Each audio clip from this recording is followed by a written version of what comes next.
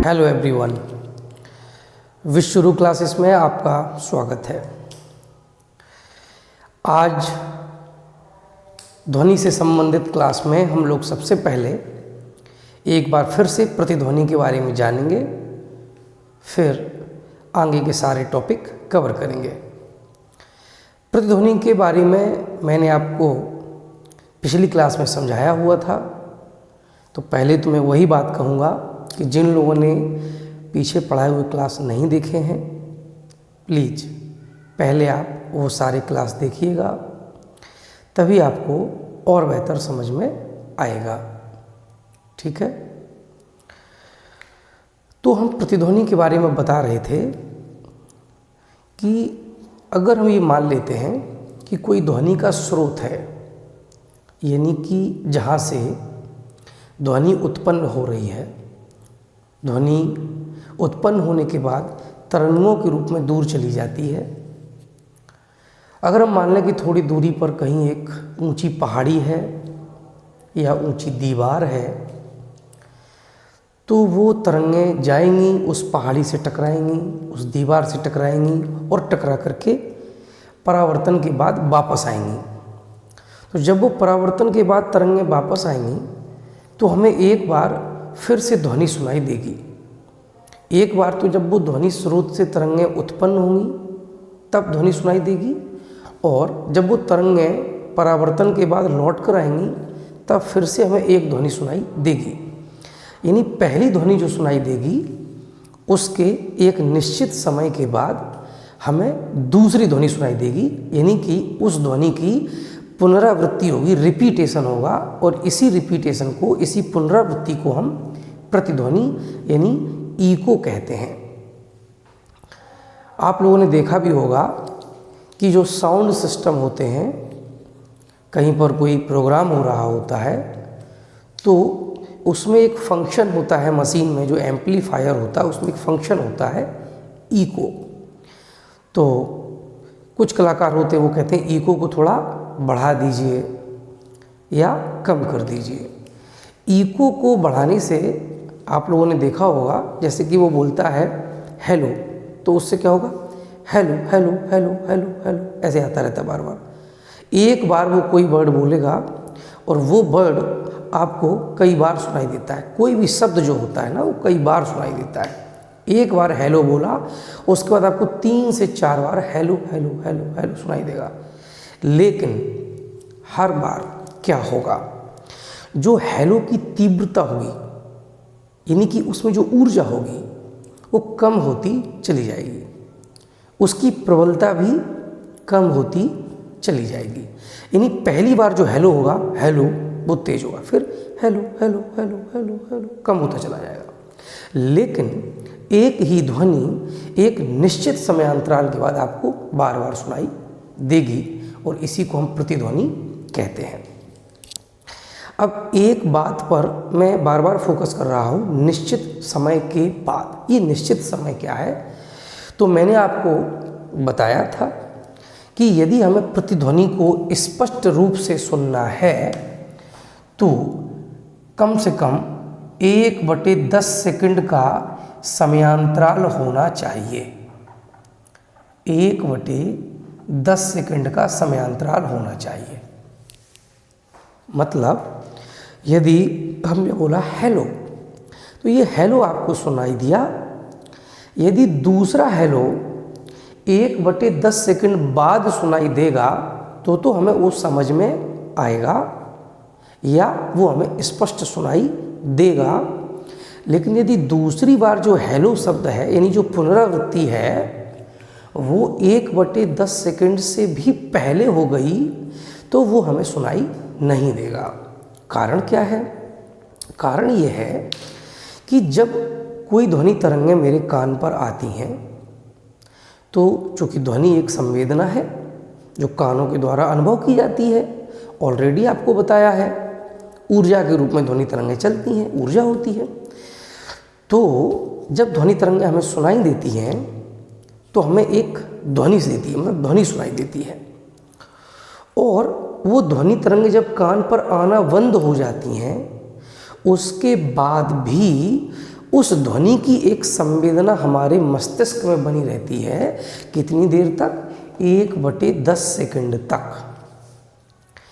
जैसे मैं आपको एक बात और इसमें जोड़ दूं, जब हम कोई वस्तु देखते हैं, यानी अपने आसपास हम कोई भी चीज़ देखते हैं, तो फॉर एग्जांपल मान लीजिए मैं जिस रूम में आपको पढ़ा रहा हूँ, यहाँ पंखा है, लाइट्स है, सो लैम्प है, मतलब ये सारा कुछ रखा हुआ है।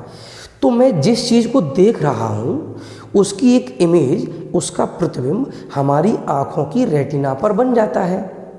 लेकिन जब हम अपनी नज़रें वहाँ से हटाते हैं तो वो जो इमेज होती है वो मेरे मस्तिष्क में उसकी संवेदना 1/16 सेकंड तक बनी रहती है।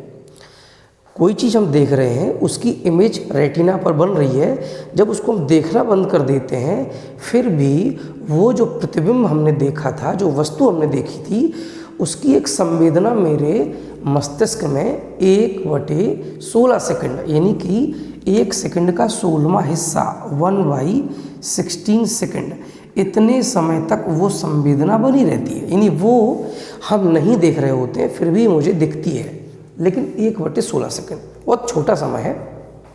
ऐसे ही जब हम कोई ध्वनि सुनते हैं और ध्वनि वो आनी बंद हो जाती है, उसके बाद मस्तिष्क में 1/10 सेकंड 1/10 सेकंड तक उस ध्वनि की संवेदना बनी रहती है। तो अब जब तक वो पहली वाली संवेदना खत्म नहीं हो जाएगी तब तक दूसरी ध्वनि आपको समझ में नहीं आएगी।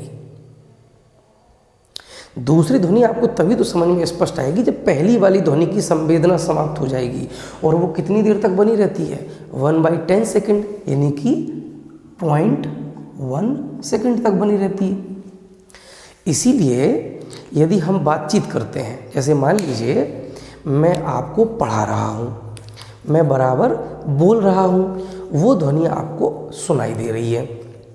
अगर मैं क्या करूँ, इतनी जल्दी जल्दी बोलूँ, कोई शब्द बहुत जल्दी जल्दी बोलूँ, बहुत जल्दी जल्दी, इतनी जल्दी कि एक शब्द के बाद जो दूसरा शब्द बोले उनमें 0.1 सेकंड से भी कम का डिफरेंस हो, तो फिर आपको मेरी बात समझ में नहीं आएगी। आपको क्या लगेगा? आपको वो शोर लगेगा, कुछ समझ में नहीं आएगा, पता नहीं सर क्या बोल रहे हैं, बस बड़बड़ कर रहे हैं बस। क्यों? क्योंकि ध्वनि को समझने के लिए दूसरी और पहली ध्वनि के बीच में 1/10 सेकंड से ज़्यादा का समय तो चलेगा, कम का नहीं चलेगा। ठीक है, फिर मैंने आपको बताया था क्योंकि इतना समय होना ही चाहिए, उसके लिए क्या ज़रूरी होता है? उसके लिए ज़रूरी होता है कि जहाँ ध्वनि का स्रोत है, जहाँ से ध्वनि जा रही है, वहाँ से जो पहाड़ी होती है या कोई दीवार होती है वो कम से कम 17.2 मीटर दूर होनी चाहिए। ये जो दूरी है वो 17.2 मीटर, इतने से कम नहीं होनी चाहिए। क्यों? इसको मैंने कैलकुलेट भी किया था, आप लोग पिछली क्लास में देख करके उसको समझ लीजिएगा। अब हम बढ़ते हैं अगले आर्टिकल की तरफ। अगला आर्टिकल क्या है? अगला आर्टिकल है अनुरणन, या इसी को हम कहते हैं गूंज या अनुरणन, रिवर्ब्रेशन, ये इसकी इंग्लिश होती है, रिवर्ब्रेशन। चलिए, अब यहाँ पे हम आपको एक बात बता दें कि प्रतिध्वनि में और गूंज में फ़र्क होता है, वो आपको क्लियरली समझ में आ जाएगा। देखिए होता क्या है, जैसे कोई हॉल होता है या कोई रूम होता है और उसमें जब ध्वनि तरंगें जाती हैं और बार बार दीवारों से टकरा करके वो ध्वनि तरंगें वहीं पर रह जाती हैं, यानी वहीं पर वो ध्वनि बनी रहती है, उसी को हम कहते हैं गूंज। ठीक है, जैसे आप लोगों ने ये महसूस भी किया होगा कि हमारे जो वीडियोज़ हैं उनमें मेरी आवाज़ में थोड़ा गूंज रहती है, उसका आज आपको मैं कारण भी बता दूंगा और उसका जो निवारण है वो भी मुझे पता है, लेकिन चूंकि अभी वो हो नहीं सकता है इसीलिए मैं कर नहीं पा रहा हूँ। ठीक है, तो समझिएगा होता क्या है, जब किसी हॉल में या किसी कमरे में ध्वनि तरंगें जाती हैं और उसकी दीवारों से बार बार टकराती हैं, यानी बार बार उनका क्या होता है, परावर्तन। जब ध्वनि तरंगें दीवार से जाएंगी, टकराएंगी, तो टकरा करके वापस आएंगी, इसी को हम कहते हैं परावर्तन। तो परावर्तन के कारण क्या होगा, वो ध्वनि वहीं बनी रहेगी, कहाँ, उसी हॉल में या उसी कमरे में। क्यों? क्योंकि वो तो बाहर जा ही नहीं पा रही है। ध्वनि तरंगें गई, दीवार से टकरा करके फिर वापस हुई, फिर दूसरी साइड आई, वहाँ फिर दीवार से टकरा करके वापस हुई। तो वो कब तक बनी रहेंगी ध्वनि, जब तक कि वो ध्वनि धीरे धीरे धीरे धीरे समाप्त नहीं हो जाती। समाप्त क्यों होगी? अरे भाई, ध्वनि एक ऊर्जा है, नष्ट तो होगी, दीवारों से बार बार टकराने में क्षति होती रहेगी और वो ऊर्जा समाप्त हो जाएगी। तो क्या होगा, जो ध्वनि हमने बोली, मान लीजिए मैं आपको पढ़ा रहा हूँ, तो मैंने जो बोला तो मेरे मुख से क्या होगा, मेरे मुंह से क्या होगा, ध्वनि तरंगें निकलेंगी। अब वो ध्वनि तरंगें इस कमरे की दीवारों से बार बार टकरा रही हैं, यानी उनका बार बार परावर्तन हो रहा है और उस परावर्तन के कारण ये ध्वनि इसी कमरे में रह गई है, जिसकी वजह से आपको एक जो अतिरिक्त ध्वनि सी सुनाई देती है उसी को हम कहते हैं गूंज या अनुरणन, रिवर्ब्रेशन। करेक्ट। अब होता क्या है, ये गूंज कब तक रहती है, जब तक वो ध्वनि समाप्त नहीं हो जाती, उसका ह्रास नहीं हो जाता है ना, वो ऊर्जा नष्ट नहीं हो जाती, तब तक बनी रहती हैं।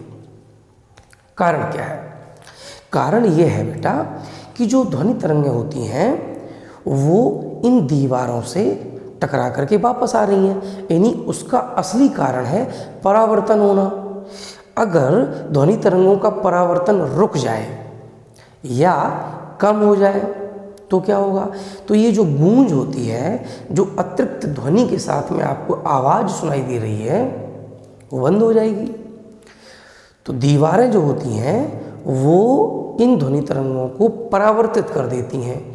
यदि वो परावर्तित ना करके, इन टकरा करके वापस ना आए, बल्कि उन ध्वनि तरंगों को वो क्या कर लें, अवशोषित कर लें, अपने में समाहित कर लें, तो ध्वनि तरंगें जाएंगी, दीवार से टकराने के बाद वापस नहीं आएंगी, फिर वो दीवार उनको अवशोषित कर लेगी और वापस नहीं आएंगी तो ऑटोमेटिकली वो ध्वनि समाप्त हो जाएगी, यानी जो गूंज है वो समाप्त हो जाएगी। ऐसा कैसे हो सकता है? तो उसके कुछ तरीके होते हैं। क्या तरीके होते हैं? पहली बात तो ये होता है कि कुछ बेटा फाइबर के बोर्ड आते हैं, फाइबर के बोर्ड आते हैं। ये कैसे होते हैं? ये ध्वनि को अवशोषित कर लेते हैं। तो यदि हम क्या करते हैं, अपने कमरे में क्या कर दें, ये फाइबर के बोर्ड लगवा दें, यानी इसको पूरा डेकोरेट करवा दें और जो दीवारें होती हैं उनके ऊपर हम फाइबर बोर्ड लगवा दें, बड़ा सुंदर दिखते हैं ये। इससे क्या होगा, ध्वनि का परावर्तन कम हो जाएगा या बंद हो जाएगा। यह क्या तरीका होता है? एक तरीका और ये होता है कि हम पर्दे जो होते हैं कपड़े के वो टांग दें। तो पर्दे तो हम लोग कहाँ टांगेंगे, खिड़कियों पे ही टांगेंगे, पूरे कमरे में तो पर्दे हम लगाएंगे नहीं, लेकिन हाँ पर्दे जो होते हैं वो ध्वनि को परावर्तित करते हैं बहुत कम, यानी ये ध्वनि को रोक लेते हैं, अवशोषित कर लेते हैं, वहाँ से भी गूंज कम हो जाती है। या एक और होता है क्या, खुरदरा पेंट। खुरदरा पेंट, ये खुरदरा क्यों कहा मैंने? देखिए, यदि हम अपनी जो दीवारें हैं कमरे की उनको चिकना रखेंगे, एकदम चिकना पेंट कराएंगे, बहुत स्मूथ होंगी दीवारें, तो ध्वनि का परावर्तन ज़्यादा होगा। जो चिकने पृष्ठ होते हैं वो निश्चित रूप से ज़्यादा परावर्तन करते हैं। तो यदि खुरदरा हम बनवा लें दीवारों के ऊपर, आपने देखा है जो पेंट होता है किस टाइप का, खुरदरा खुरदरा, उसमें से dot dot dot dot dot dot पूरे में छोटे छोटे बूंद से हो जाते हैं या थोड़ा स्ट्रक्चर बन जाता है। तो खुरदरा पेंट कराने से भी क्या होता है, ध्वनि की तरंगों का अवशोषण होने लगता है और गूंज बंद हो जाती है। निश्चित रूप से ये जो गूंज होती है ये केवल ऐसा नहीं है कि आप ही को सुनाई दे रही है, ये हमें भी तो सुनाई देती है। जब हम आप लोगों को पढ़ाते हैं तो हमें भी तो अपनी गूंज सुनाई देती है। तो ये डिस्टर्ब दोनों लोगों को करती है। जो वक्ता होता है, जो बोलता है, जो ध्वनि का स्रोत है, वो भी इससे प्रभावित होता है, वो भी परेशान होता है, और जो ऑडियंस होती है, जो श्रोता होते हैं, वो भी इससे प्रभावित होते हैं, यानी उन्हें भी निश्चित रूप से परेशानी होती है। तो अनुरण या गूंज क्या होती है, उम्मीद करते हैं आपको अच्छे से समझ में आ गया होगा। ठीक, तो इसको हम लोग अब लिख लेते हैं। देखिए, तो मैंने लिखा है कि अनुरण या गूंज क्या होता है, किसी हॉल या कमरे की दीवारों से परावर्तन के कारण ध्वनि काफ़ी समय तक बनी रहती है। कहाँ पर? उसी हॉल या उसी कमरे में। ठीक, जिसे हम क्या कहते हैं, अनुरणन या गूंज कहते हैं। करेक्ट। उपाय क्या है, मैंने आपको बताया है कि हम इस प्रकार की चीज़ों को उस कमरे में रखते हैं जिससे ध्वनि का परावर्तन कम हो या ध्वनि का अवशोषण हो जाए। जैसे कमरे में कपड़े रख दो या पर्दे टांग दो, या जो अलमारियां हैं उनमें कोई ऐसा सामान रख दो जो ध्वनि का परावर्तन कम करे, लाइक कपड़े हैं, किताबें हैं। ठीक है ना। तो इस प्रकार की जो चीज़ें हैं वो कमरे में रख दी जाती हैं।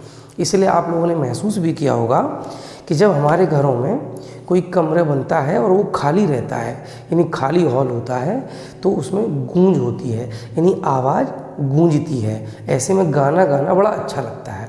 बहुत लोग जो है ऐसे टाइम में ऐसे कमरों में आकर अपने आप को अरिजीत सिंह या सोनू निगम समझ के गा भी लेते हैं, अच्छा लगता है सबको। ठीक है। तो कारण क्या है, ये जो गूंज है ना, उसकी वजह से गाना थोड़ा और अच्छा लगता है। यही गूंज जब कोई बोल रहा होता है तो श्रोता को परेशानी भी खड़ी करती है। दोनों चीज़ें हैं। खैर, तो हमने आपको बता दिया, फाइबर बोर्ड या पर्दे या खुरदरा पेंट, ये सारे ध्वनि को अवशोषित कर लेते हैं। तो उम्मीद करते हैं आपको ये बहुत बेहतरीन तरीके से समझ में आया होगा। अब बात करेंगे कि इस हिसाब से देखा जाए तो जो ध्वनि का परावर्तन हो रहा है ना, या तो वो प्रतिध्वनि को उत्पन्न कर रहा है या उसके कारण गूंज उत्पन्न हो रही है। तो गूंज में मैंने आपको बताया कि दोनों ही पीड़ित हैं। कौन? बोलने वाला भी, सुनने वाला भी। तो गूंज तो बहुत बेकार सी चीज़ हो गई। प्रतिध्वनि कौन सी बहुत अच्छी चीज़ है। कोई आवाज़ हमें बार बार सुनाई दे रही है, मान लीजिए कहीं पे क्या होता है, प्रतिध्वनि में सुनाई देती है, तो क्या उससे कोई हमें स्पेशल फीलिंग आती है? ऐसा बिल्कुल भी नहीं है। तो फिर ध्वनि के परावर्तन का इसका मतलब कोई इस्तेमाल नहीं है, ये तो बेकार सी चीज़ है। तो ऐसा बिल्कुल भी नहीं है। ध्वनि तरंगों का ये जो परावर्तन होता है, इसके बहुत उपयोग भी होते हैं। आपने अब तक सुने नहीं होंगे, जानकर आपको बहुत अच्छा लगेगा, तो ध्यान से सुनिएगा। चलिए, तो समझते हैं ध्वनि परावर्तक। देखिए, मैंने लिखा हुआ है ध्वनि परावर्तन के उपयोग, यानी ये जो साउंड का रिफ्लेक्शन होता है, परावर्तन होता है, इसके भी कुछ यूज़ होते हैं, कुछ फ़ायदे होते हैं। वो कहाँ कहाँ हम इनको यूज करते हैं, वो है आपका सबसे पहले साउंड रिफ्लेक्टर, यानी ध्वनि परावर्तक। क्या होता है और कैसे काम करता है। ठीक, ध्यान से सुनिएगा। देखिए, जो बड़े बड़े हॉल होते हैं, जहाँ पे कंसर्ट हॉल होते हैं, बड़े बड़े कंसर्ट हॉल, यानी जहाँ पे क्या होता है, एक साथ कई लोग बैठे होते हैं और लेक्चर दिए जाते हैं, या कुछ भी कह सकते हो, लोग अपनी बातें रखते हैं, कोई बड़े बड़े सम्मेलन होते हैं, या किसी कॉलेज का कोई फंक्शन होता है, तो जिसे हम ऑडिटोरियम हॉल भी कह सकते हैं। जो ऑडिटोरियम हॉल होते हैं, जहाँ पर एक साथ सैकड़ों लोग बैठे हों और मंच से लोग बोल रहे हों, ऐसी जगहों पर आपको ये चीज़ देखने को मिल सकती है। क्या? ध्वनि परावर्तक कैसे काम करती है। देखिए, सबसे पहले तो क्या करते हैं, जहाँ पे वक्ता लोग खड़े होते हैं, बोलने वाले लोग खड़े होते हैं, उनके पीछे, जैसे यहाँ पे मैं बोल रहा हूँ तो पीछे मेरी दीवार होती है थोड़ी दूरी पर। यहाँ तो ये मालूम बोर्ड है, लेकिन मान लीजिए ऐसा एक हॉल आप लोग इमेजिन कीजिए, ऑडिटोरियम हॉल जहाँ पे सैकड़ों लोग बैठे सुन रहे हैं और एक मंच है, मंच पे कुछ लोग बोल रहे हैं। तो मंच में पीछे एक दीवार है, थोड़ी पीछे है ना। तो वो जो दीवार होती है उस दीवार पर क्या करते हैं, या तो अवतल, अवतल मतलब ये होता है अवतल, आप देख सकते हैं ये अवतल होता है ऐसे, या परवलयाकार, परवलयाकार ऐसे होता है, ये होता है परवलयाकार, यानी परवलय के आकार का ये जो आकार होता है ऐसे इसे बोलते हैं परवलय, पैराबोला। और ये अवतल होता है, ठीक है ना।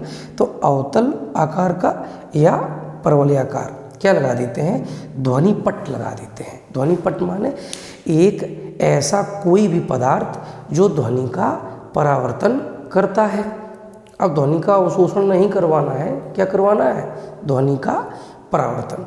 तो कोई हार्ड मटेरियल से बना हुआ चिकना कोई तल होगा वो ध्वनि को परावर्तित करेगा। तो हम उसको कैसा लेंगे, या तो अवतल होगा ऐसे या परवलयाकार होगा, और उसको हम लगा देंगे किसके पीछे, वो जो मंच पे जो लोग बोल रहे हैं उनके पीछे लगा देते हैं। उससे क्या होता है, अब मान लीजिए यहाँ पे बोलने वाले लोग हैं, यानी ध्वनि का स्रोत है, तो निश्चित रूप से यहाँ से क्या होगा, ध्वनि तरंगें सभी दिशाओं में जाएंगी। अभी मैंने आपसे कहा कि ध्वनि तरंगें एक्चुअली क्या है, ध्वनि एक ऊर्जा है। तो जब ये हॉल में जाती है तो थोड़ी दूरी पर चलने के बाद इस ऊर्जा का ह्रास हो जाता है, ये ऊर्जा नष्ट हो जाती है, ठीक है। या कह सकते हैं ये ऊर्जा धीरे धीरे इतनी कम हो जाती है कि फिर मुझे सुनाई नहीं देती है, करेक्ट। तो क्या होगा, ये तरंगें सभी दिशाओं में चली जाएंगी। लोग बहुत दूर तक बैठे हुए हैं तो उन तक बात पहुंचेगी नहीं, उन्हें सुनाई देगी नहीं। क्यों, क्योंकि ध्वनि तरंगें उन तक पहुंचने से पहले नष्ट हो जाएंगी, उनकी ऊर्जा समाप्त हो जाएगी। तो उस स्थिति में क्या करते हैं, जहाँ पर लोग बोल रहे होते हैं उसके पीछे अवतल या परवलय के आकार का ध्वनि पट्ट लगा देते हैं। मैं फिर से बोल रहा हूँ, ध्वनि पट्ट माने एक ऐसा तल जो ध्वनि का परावर्तन कर देता है। होगा क्या, अगर ये अवतल होगा या परवलयाकार होगा, इससे क्या फ़ायदा मिलेगा, इससे फ़ायदा ये मिलता है बेटा कि जब ये ध्वनि तरंगें इस तल से टकराती हैं तो टकराने के बाद ये सारी तरंगें परावर्तन के बाद क्या होता है, समांतर हो जाती हैं। कैसी हो जाती हैं, समांतर। ध्वनि तरंगें ऐसे सभी दिशाओं में गई पीछे की ओर, ये देखिए पीछे की ओर गई, सभी दिशाओं में गई, और इससे टकराने के बाद सारी ध्वनि तरंगें समांतर हो जाती हैं। ये अवतल पृष्ठ या परवलयाकार पृष्ठ का गुण होता है। चाहे प्रकाश तरंगें हों चाहे ध्वनि तरंगें हों, दोनों ही समांतर हो जाती हैं, ठीक है ना। प्रकाश जब पढ़ाएंगे आपको तो उसमें ये बहुत बेहतर समझ में और आ जाएगा। खैर, तो ये ध्वनि तरंगें क्या होंगी, ये सब समांतर हो जाएंगी। समांतर हो जाएंगी तो अब ये बहुत दूर तक सीधी दिशा में चली जाएंगी। अभी क्या हो रहा था, ये सभी दिशाओं में स्कैटर हो रही थी, फैल रही थी, तो पूरी ऊर्जा बट रही थी। तो बटने के कारण ऊर्जा थोड़ी ही दूरी पर जा कर के समाप्त हो जाती है। अब जब ये तरंगें समांतर जाएंगी तो ये तरंगें थोड़ा दूर तक पहुँच जाएंगी, यानी सामने बैठे हुए जो व्यक्ति होंगे वहाँ तक आवाज़ पहुंच जाएगी। तो जो ऑडिटोरियम हॉल होते हैं या बड़े बड़े कंसर्ट होते हैं जहां म्यूजिक वगैरह बजाया जाता है, गाने गाए जाते हैं ना, आपने देखा होगा, वहां पे हम इस प्रकार के ध्वनि पट्ट का इस्तेमाल करते हैं, साउंड रिफ्लेक्टर का इस्तेमाल करते हैं। कैसे काम करता है मैंने आपको समझा दिया है। एक बात और होती है ऐसे ही, जो आपने देखा है, जो मल्टीप्लेक्स सिनेमा हॉल होते हैं उसमें भी ऐसा देखने को आपको मिलेगा, और जो ऑडिटोरियम हॉल होते हैं उसमें भी आपको देखने को मिलेगा। क्या, कि जो छत होती है हॉल की छत, वो भी कैसी होती है, वक्राकार होती है, यानी टेढ़ी मेढ़ी, प्लेन छत नहीं होती, ऐसी छत नहीं होती। क्या होता है, टेढ़ी मेढ़ी छत होती है, ऐसे ऐसे हो सकती है या ऐसे हो सकती है, या मतलब ऐसे कहने का मतलब ये वक्र होगी, टेढ़ी मेढ़ी होगी, एकदम प्लेन छत नहीं बनवाई जाती है। कारण क्या है, उसका भी कारण यही है। आप देखिएगा, जैसे मान लीजिए ये है ध्वनि का स्रोत, यानी कि यहाँ से ध्वनि तरंगें उत्पन्न हो रही हैं, तो ये ध्वनि तरंगें जाएंगी सभी दिशाओं में, देखो जा रही हैं ऐसे। तो कुछ तरंगें तो सीधी चलेंगी मान लीजिए, लेकिन ऑडिटोरियम हॉल हमने कहा बड़ा होता है, काफ़ी लोग बैठे होते हैं, सब तक आवाज़ पहुँचनी चाहिए। जैसे मल्टीप्लेक्स सिनेमा होता है, उसमें तो क्या होता है कि पूरे में हर जगह जो स्पीकर होते हैं वो माउंटेड होते हैं, तो हर जगह आपको आवाज़ सुनाई देती है। फिर भी जो सामने स्पीकर लगे होते हैं स्क्रीन के पास में, वो सबसे बड़े स्पीकर होते हैं, सबसे ज़्यादा साउंड प्रोड्यूस करते हैं, तो उसमें ये काम आता है। अब ये ध्वनि तरंगें क्या होता है, सभी दिशाओं में जाएंगी और इस छत से टकराएंगी, जो भी उसकी सीलिंग बनी होगी हॉल की उससे टकराएंगी। क्योंकि ये छत कैसी है, वक्र है, टेढ़ी मेढ़ी है, तो टेढ़ी मेढ़ी होने के कारण क्या होता है, इन ध्वनि तरंगों का परावर्तन अलग अलग दिशाओं में होता है, जिससे क्या होता है, हॉल में बैठे सभी लोगों तक वो आवाज़ पहुंच जाती है। अगर मान लीजिएगा कि ये परावर्तन सभी दिशाओं में ना हो, केवल क्या होता है, एक ही दिशा में होता है, ऐसे होता है, तो क्या होता है, यहाँ पे जो लोग बैठे होते उन तक तो ये आवाज़ जाती, लेकिन जो यहाँ बैठे लोग होते उन तक नहीं जाती। अभी क्या हो रहा है, कुछ तरंगें ऐसे परावर्तित होंगी, कुछ ऐसे होंगी, नहीं सभी दिशाओं में तरंगें जाएंगी और हर एक बैठे हुए व्यक्ति तक पहुँच जाएंगी। तो ये साउंड रिफ्लेक्टर होता है। ऐसी आप लोगों ने एक चीज़ और देखी होगी, जैसे कोई व्यक्ति कुछ दूर से बोल रहा होता है और हमें सुनाई नहीं देता है, तो हम लोग क्या करते हैं, ऐसे अपने कान के पीछे से कर लेते हैं, हाँ हाँ बोलो, क्या बोल रहे हो, दोबारा बोलो। ऐसे क्यों करते हैं, ऐसा करने से क्या फ़ायदा होगा, ये हमारा साउंड रिफ्लेक्टर है। ध्यान से देखिएगा कैसा होता है, ये कैसा आकार है, ये अवतल के आकार का है या परवलय आकार है। देखिए ये परवलय के आकार का है कि नहीं, ये परवलय आकार है कि नहीं है, तो ये परवलय के आकार का एक ध्वनि परावर्तक तल है, साउंड रिफ्लेक्टर है। क्या होगा, जब सामने वाले की आवाज़ आ रही है, ध्वनि तरंगें आ रही हैं, हमने ऐसे कान लगा लिया तो जो ध्वनि तरंगें आएंगी और इस गद्दी से, जिसे मैंने साउंड का रिफ्लेक्टर बना लिया है, उससे टकराएंगी और वो टकरा करके कहाँ जाएंगी, मेरे कान में, और वो हमें आवाज़ सुनाई दे जाएगी। ये भी ध्वनि परावर्तन का यूज है। ऐसी एक और होता है मेगाफोन या बल्ब हॉर्न। क्या होता है, मेगाफोन,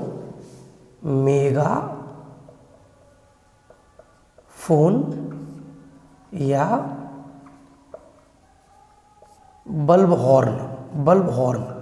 अब आप लोगों को ये सुन के तो बड़ा कठिन सा लग रहा होगा, अरे भैया क्या होता है मेगाफोन या बल्ब हॉर्न, तो आप सबने देखा है, रोज़ देखते हो क्या होता है, बताएंगे तो आपको समझ में आ जाएगा। इसका नाम थोड़ा अजीब लग रहा है, हम लोग तो इसे क्या बोलते हैं, साउंड, और शुद्ध देहाती भाषा में बोलते हैं कि भौंपा लगे हैं, ठीक है।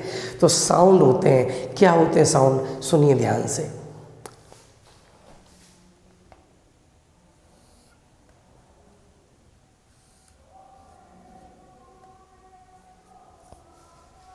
आप लोगों ने देखा होगा कि जो कहीं भी कोई प्रोग्राम होता है भागवत का या रामायण का, तो वहाँ पे जो आपने देखे साउंड लगे होते हैं, वो कैसे लगे होते हैं, कुछ इस टाइप के, ध्यान दीजिएगा, इस टाइप के लगे होते हैं, ऐसे, ठीक है ना। यानी क्या होता है, ये जो होते हैं ना, वो आगे की तरफ जा कर के फैलते जाते हैं और फिर ऐसे खुल जाते हैं, फैल जाते हैं आगे चल के, शंकु आकार होते हैं। देखिए शंकु के आकार के होते कि नहीं होते, शंकु आकार होते हैं। इसकी ड्राइंग थोड़ी और अच्छी कर देते हैं तो ये और अच्छा बन जाएगा, ऐसे शंकु आकार होते हैं, है ना। क्यों होते हैं, आपने जितने भी देखे हैं, जो बैंड होते हैं शादियों में बजते हैं ना, उनमें भी जो बजाने वाले बाजे जितने आते हैं, उनमें भी ऐसा होता है, आगे नलियाँ जाती हैं पतली पतली मेटल की, आगे जाके वो ऐसे खुल जाती हैं, ओपन हो जाती हैं, ऐसे चौड़ी सी, शंकु आकार। क्यों, कारण वही है, ध्वनि का परावर्तन। होता क्या है कि जब ध्वनि तरंगें इसके अंदर बार बार परावर्तित होती हैं और जब बाहर निकलती हैं ना, तो वो एक सीमित क्षेत्र में निकलती हैं, यानी चारों ओर नहीं निकलती हैं। आप देखिए यहाँ से ध्वनि तरंगें आएंगी, इसके अंदर परावर्तित होते होते जब निकलेंगी तो ऐसे निकलेंगी, सीधी इधर इधर इधर इधर। यानी क्या होगा, अगर ये ना लगा हो, मान लीजिए यहाँ पे तुम खुले में एक स्पीकर रख दो, खुले में ओपन जगह में स्पीकर रख दो, तो क्या होगा, स्पीकर से तो सभी दिशाओं में तरंगें फैल जाएंगी, सभी दिशाओं में आवाज़ जाएगी, तो वो आवाज़ ज़्यादा दूर तक नहीं जा पाएगी। ये क्या काम करता है, ये उस साउंड को डायरेक्शन देने का काम करता है, दिशा देने का काम करता है। इसलिए हम क्या करते हैं, बहुत सारे मल्टी हॉर्न यूज करते हैं, मल्टी हॉर्न यूज करते हैं। क्या करते हैं, एक हॉर्न एक दिशा में, एक दूसरे में, एक तीसरे में, ऐसे 4-4, 5-5 हॉर्न रख देते हैं ताकि हर दिशा में आवाज़ जाती रहे। ये हॉर्न क्या करता है, डायरेक्शन दे देता है कि अब ध्वनि तरंगें फैल नहीं पाएंगी, ये इस दिशा में जाएंगी, ये इस दिशा में जाएंगी, तो इनको दिशा देने का काम करता है। और इसके पीछे भी लॉजिक जो होता है वो ध्वनि का परावर्तन होता है। इसके अंदर क्या होगा, ध्वनि तरंगें फैल ही नहीं पाएंगी, टकरा टकरा करके आएंगी और बाहर एक दिशा में चली जाएंगी। तो ये सारे यूजेस हो गए। और इसका यूज कहाँ करते हैं ध्वनि तरंगों का, परावर्तन का? तो उसका यूज किया जाता है जैसे कोई पनडुब्बी डूब जाती है या कोई जहाज़ डूब जाता है और कोई मलबा समुद्र में पड़ा होता है, तो उस मलबे को खोजने के लिए भी हम ध्वनि तरंगों के परावर्तन का यूज करते हैं। उसमें कैसे होता है, तो उसके लिए देखिए हम आपको बताएंगे, मैंने बताया भी है कि ध्वनि तरंगें जो होती हैं ना, उनकी आवृत्ति की जो परास है, जो रेंज है, वो काफ़ी बड़ी होती है ना। बहुत छोटी आवृत्ति से लेके बहुत बड़ी आवृत्ति तक की ध्वनि तरंगें होती हैं। तो जो तरंगें 20,000 हर्ट्ज आवृत्ति से ज़्यादा की तरंगें होती हैं, यानी जिनकी आवृत्ति 20,000 कंपन प्रति सेकंड से भी ज़्यादा होती है, ऐसी तरंगों को हम कहते हैं पराश्रव्य तरंगें, अल्ट्रासोनिक वेव्स, है ना। ये तरंगें हमें सुनाई नहीं देती हैं, लेकिन इनकी आवृत्ति बहुत अधिक होती है और इसीलिए इनमें ऊर्जा बहुत ज़्यादा होती है और ये बहुत लंबी दूरी तक यात्रा कर सकती हैं।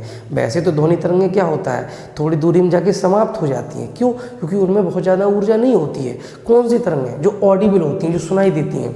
लेकिन जो पराश्रव्य तरंगें होती हैं ना, इनमें ऊर्जा बहुत अधिक है, क्योंकि इनकी आवृत्ति बहुत ज़्यादा है, 20,000 हर्ट्ज से ज़्यादा, है ना।